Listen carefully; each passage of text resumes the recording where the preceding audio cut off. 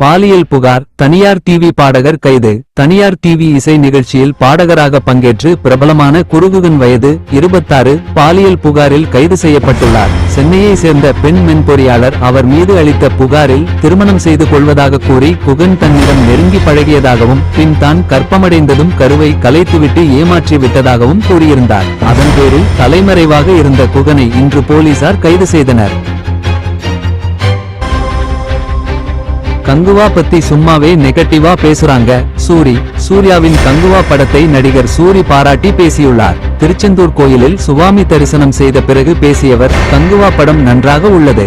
என் குழந்தைகளுக்கு படம் பிடித்தது. தமிழ் சினிமாவை அடுத்த கட்டத்திற்கு எடுத்து செல்லும் முயற்சிக்கு தலைவணங்குகிறேன். ஒரு சிலர் வாரம் கேமரா முன் வர வேண்டும் என்பதற்காக படத்தை பற்றி நெகட்டிவாக பேசுகிறார்கள் என்றார்.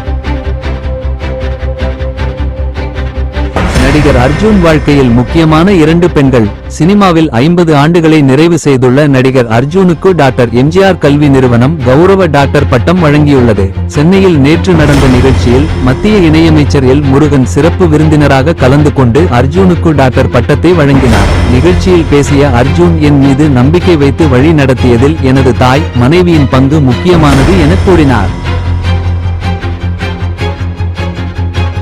பிரபுதேவாவையும் விட்டு வைக்காத Nayanthara beyond the fairy tale ஆவணப்படம் ரசிகர்களின் கவனத்தை பெற்றுள்ளது. அதில் நயன்தாரா பேசும்போது, எனக்கு எல்லாமே சினிமாதான், இனி நடிக்கக்கூடாது என்று முடிவை நான் எடுக்கவில்லை. அன்னபரே சொன்னார். எனக்கு சாய்ஸே தரவில்லை. வேறு வழியில்லாமல் ஒப்புக்கொண்டேன். பின்னர் தவறான நபரை நம்பிவிட்டோமே என்ற கவலை இருந்ததாக கூறினார். இவர் பிரபுதேவாவை தான் சொல்கிறார் என்ற நெட்டிசன்கள் அடித்து போடுகின்றனர்.